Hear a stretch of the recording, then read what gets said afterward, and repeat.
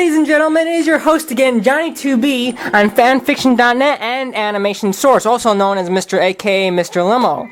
I'd like to thank all of you for listening to me again, and also I'd like to start out with the formalities that I do not own anything. They all belong to Walt Disney or their respected music composers as such. Also, I'd like to thank Villainous' Bad Girl for drawing up this wonderful comic that is has beautiful pictures. She does remarkable work. So I'd like to thank you very much. So here we go, further ado, Chapter 3, Best Friends and the Discovery. Again, I do not own anything, and this story is getting more interesting now. Here we go. Simba had overslept from staying up last night's events. He was very pissed off because he had missed the sunrise as he walked out the promenade to at least get some fresh air to try to find his friends. Everyone was out except for Chumvi, who was grounded for arguing with his mother over something.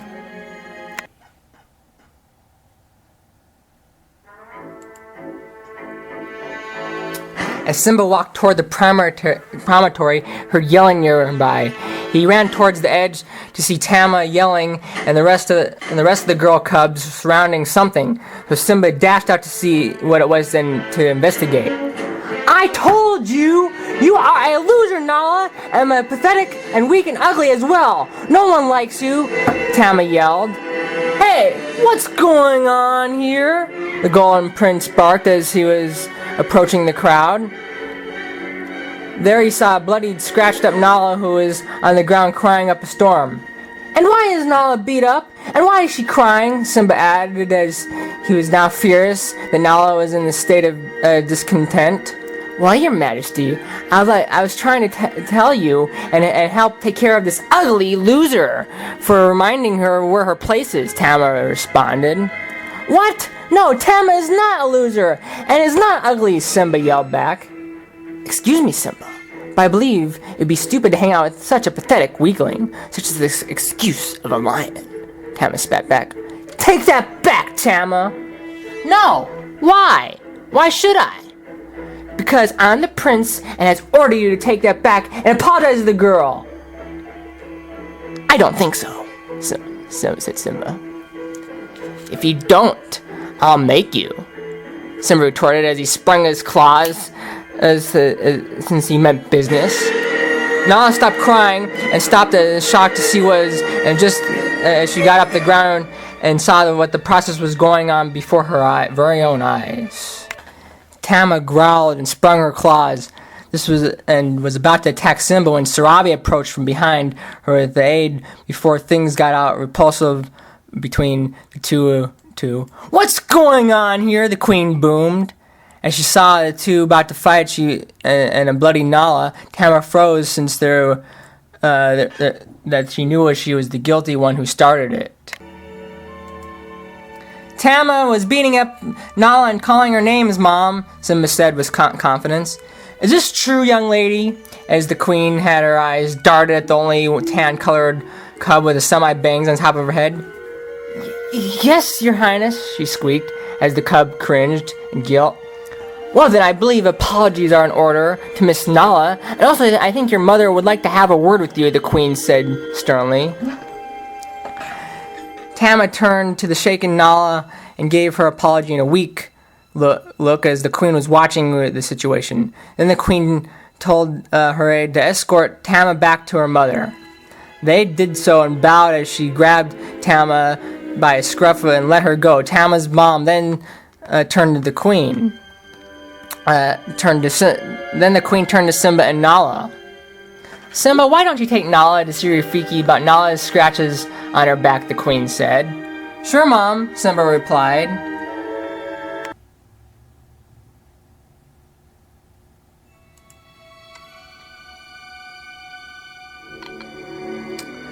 Oh, by the way, Nala, you should be proud to know that I promoted your mother to the team leader in evening hunts. She has proven herself the top huntress in the past 5 months, the queen joyfully explained. Thank you, your majesty, Nala said cheerfully as she lit up in a huge smile. Simba and Nala left the queen to go to Rafiki's baobab tree to treat Nala's cuts on her back. As they were alone, Nala spoke. Simba, well, why did you defend me? As she was tearing up again. Nah, I can't see my best friend being pushed around and beaten up by others. It wouldn't be right. You're my friend? I thought... Of course, Simba interrupted. Why wouldn't I be your friend? Thanks, Simba. That means a lot to me. As I'm your best friend as well. Really? Simba murmured. The two started to stare at each other's eyes, not knowing until Tojo ran up to him. Hey guys, Tojo breathlessly said, as he was catching his breath from his run to them. Hi, Tojo, the others said in unison. What brings you here, Tojo? Simba asked. I heard what happened. I decided to join you if that's all right, Tojo responded. Sure, why not? Simba answered back. As the three cubs were walking closer to the old boab tree, a Bombardier CR-100 airplane with United Express one on tail crashed into a small tree that was home to a bluebird family.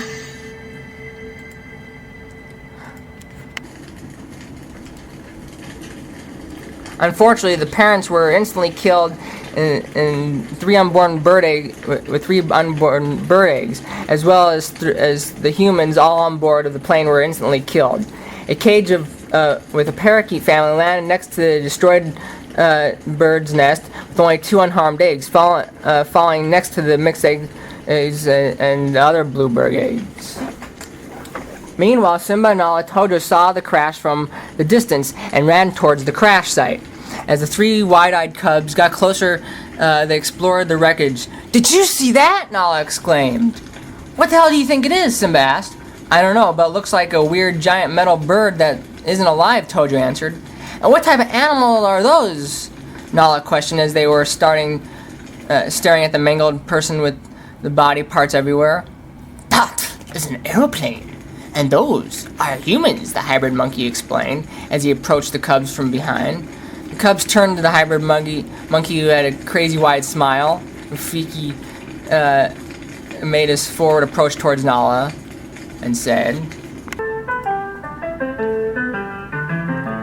Little Nala, I see you're injured. Don't worry, come with me, Rafiki. We'll fix you right up. Oh well. Okay, but bye Simba, bye Tojo. She left as the hybrid monkey laughed madly. Bye Nala, Tojo said. Get better, Nala, Simba shouted as Nala was leaving with Rafiki in the distance. Simba and Tojo decided to explore the plane crash some more. So this is an aeroplane, Tojo said.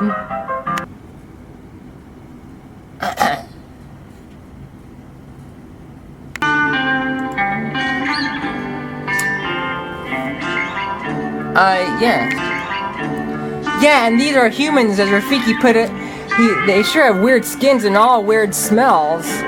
Simba was staring at the dead pilots that smelled of whiskey. Tojo then looked at the broken glass of whiskey bottle that he saw in his hands at the pilots. Looks like the smell comes from this strange storage of yellow liquid, Tojo said. Well, don't drink it, Simba explains to his friend. I won't. Then Simba finds a nest with 5 eggs. Tojo, come here, I found something. What is it, Simba? They're bird eggs. Tojo patted over where Simba was and looked at the eggs. Well, these eggs... What are these eggs doing here? Simba scratched his head. They're hatching, Simba started. Wow, Tojo remarked. First egg that hatched was a parakeet with royal blue feathers, 5 dots, and black and white back feathers as stripes. Mama? It chirped. I'm sorry, I'm not your mama, Tojo said sadly. Then the bluebird hatched. Mama? It chirped as well to Tojo. Then others were hatching as well. Each bird looked at Tojo as their mother. I guess their mom, Tojo, since these birds don't seem to have any parents, Simba said sadly. Well, I guess I could be their mom, Tojo said with a grin. And I'll be their dad, Simba said. Alright, we will do this, Tojo said. Call me Mommy, he said with a chuckle. And call me Daddy, Simba laughed.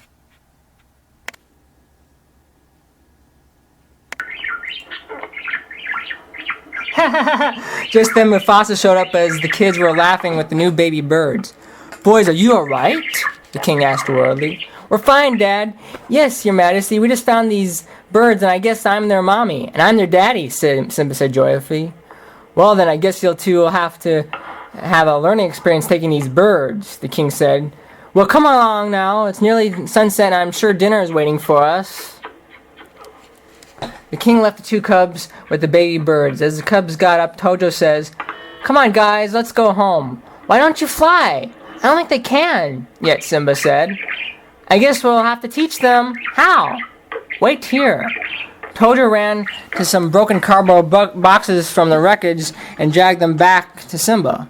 With these, Tojo's muffled voice said. I see what you're doing, Tojo said cheerfully. Let me help. Simba found some long grass and pulled up from the ground and then tied him to Tojo's arm with the cardboards attached to his arms. Tojo tried to flap his makeshift wings to demonstrate to the birds. The birds just looked at the lion cub with one eye and didn't know what to think. Oh well, Simba said, I guess it'll take time, Tojo said.